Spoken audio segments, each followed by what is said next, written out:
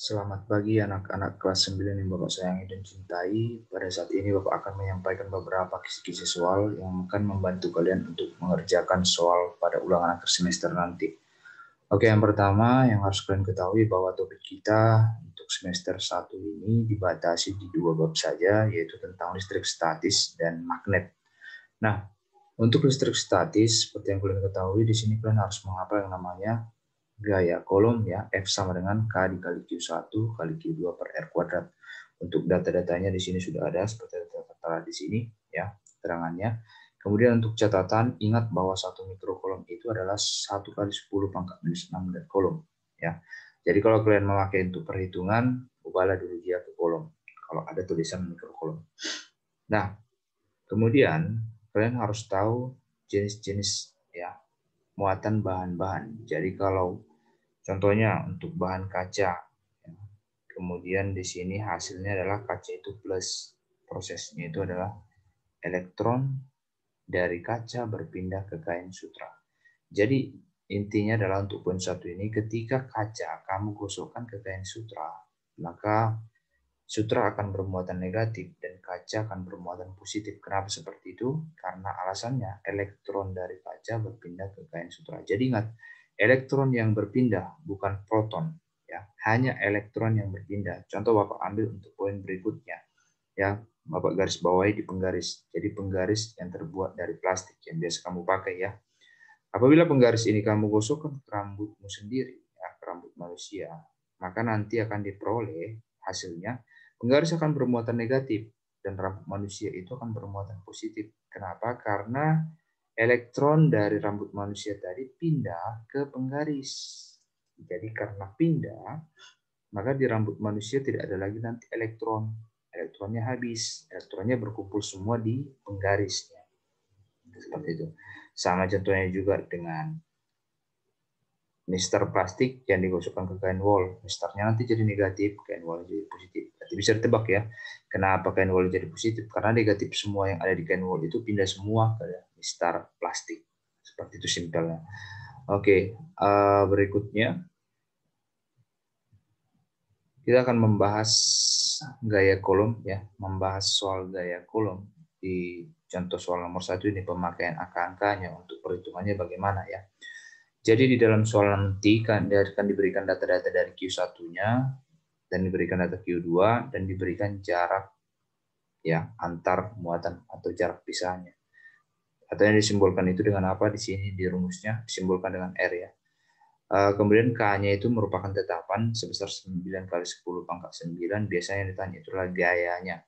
Nah, berarti langsung masukkan saja ke gaya, tapi sebelumnya kamu harus mengkonversikan dulu. Di sini kan Q-nya kan masih dalam mikrokolom. Sehingga kalau konversi ke kolom, kalikan saja dengan 10 pangkat minus 6.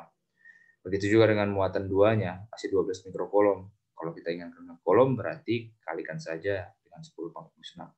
Dan hati-hati, jarak antar muatannya itu masih di dalam satuan sentimeter. Ingat, baku itu adalah satuan meter ya, satuan panjang itu adalah meter bakunya. Nah, berarti 30 cm perlu kita konversi atau kita rubah ke dalam meter dulu, di mana sentimeter ke meter itu harus dibagi dengan 100 sehingga diperoleh hasil akhirnya. Jarak antar muatan atau R itu adalah 3 kali 10 pangkat minus 1 atau 0,3 meter. Yang ditanya F-nya, F itu rumusnya ini, K dikali Q1 kali Q2 per R kuadrat.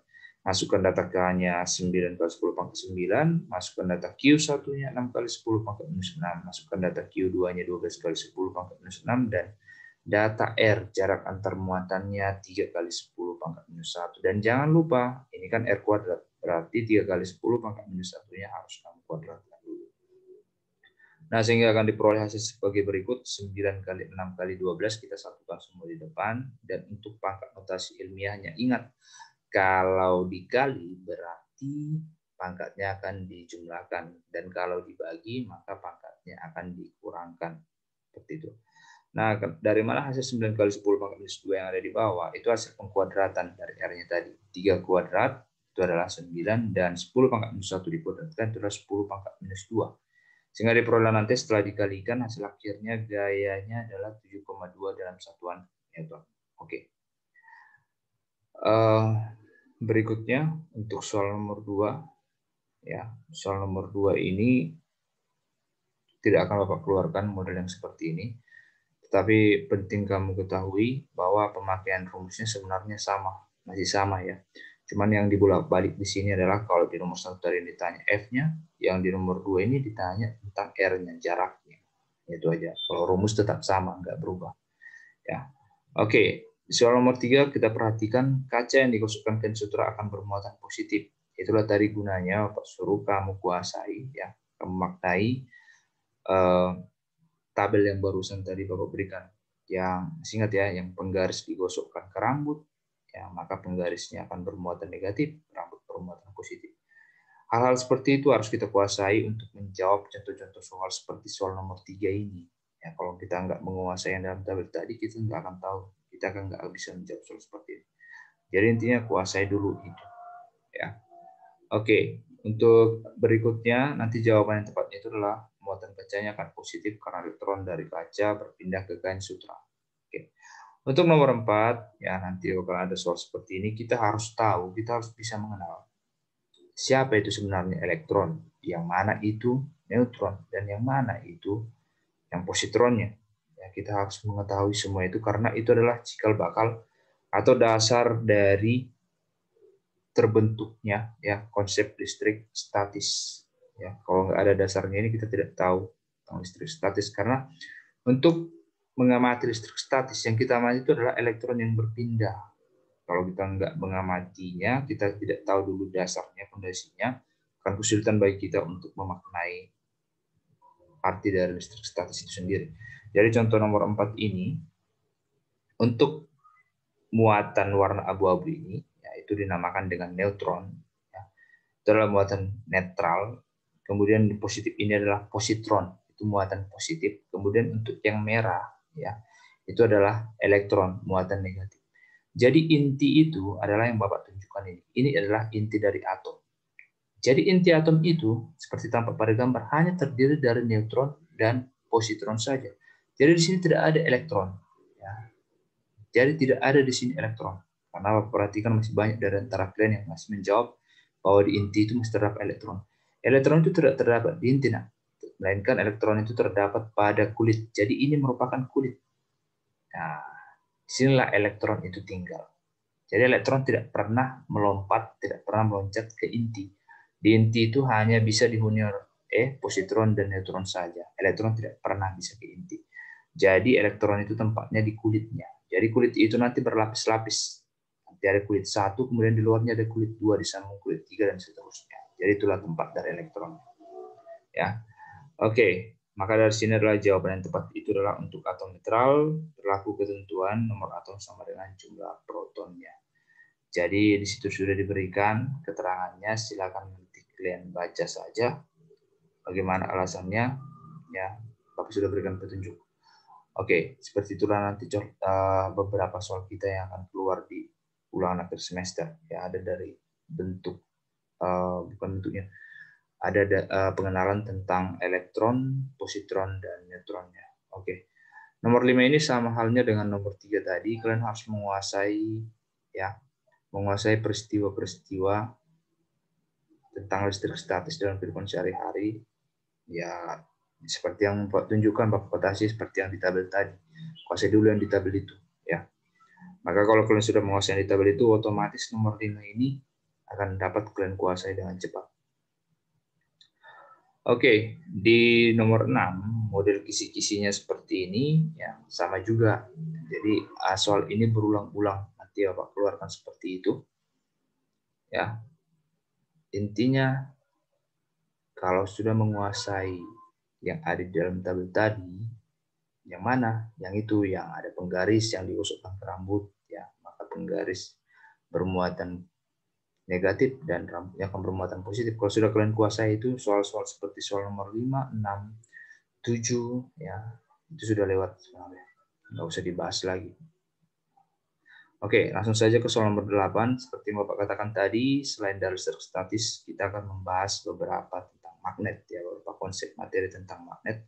Itu sebagai contoh nomor 8. Di nomor 8 ini, ya, harus tahu definisi dari ferromagnetik, diamagnetik, dan paramagnetik.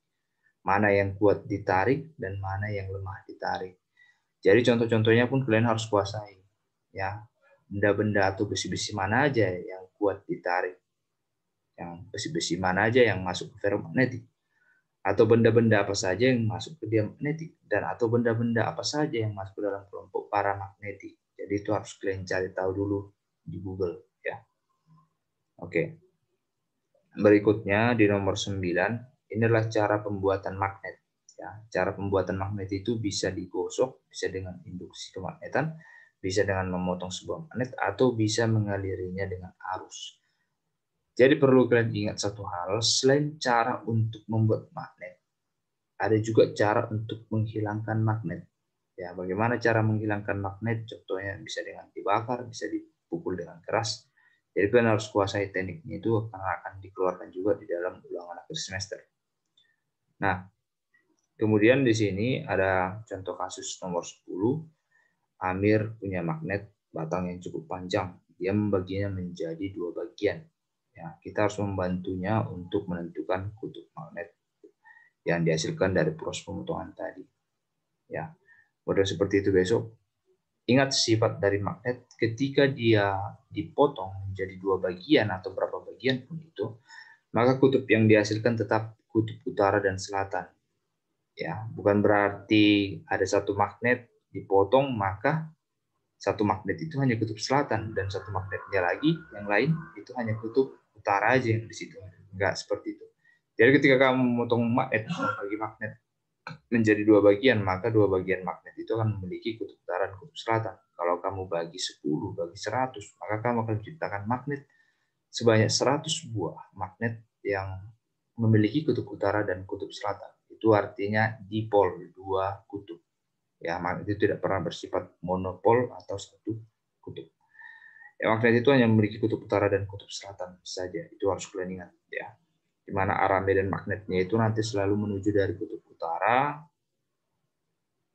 ke selatan, ya. Oke, berikutnya di nomor 11 ini tadi yang Bapak masuk dengan penggolongan-penggolongan mana yang bisa kita masukkan ke dalam ferromagnetik, mana yang ke dalam diamagnetik, dan sebagainya. Nah, jadi harus kalian kuasai. Oke. Demikian kisi-kisi soal yang bisa Bapak berikan untuk hari ini. Untuk beberapa kisi-kisi yang mungkin tidak Bapak sampaikan, ingat untuk soal ulangan akhir semester tidak jauh beda dengan ulangan bulanannya. Jadi kalau kalian sudah bagus di nilai ulangan bulanan, ya, Bapak percaya nilainya tidak akan jauh dengan nilai akhir semesternya nanti. Jadi apa yang sudah kalian bahas di ulangan bulanan, kalian ulang lagi, kalian ulas lagi karena soalnya tidak jauh beda dengan ulangan bulanan sebelumnya. Ya, tetap belajar, tetap semangat. Ya, ciptakan prestasimu. Bapak ucapkan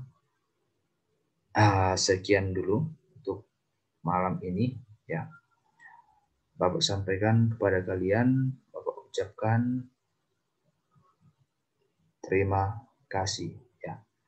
Kemudian untuk seterusnya, kalau kalian ada pertanyaan, ya, kalau kalian ada pertanyaan, Bapak akan tampung pertanyaan kalian. Silakan chat WA Bapak. Oke. Salam sehat.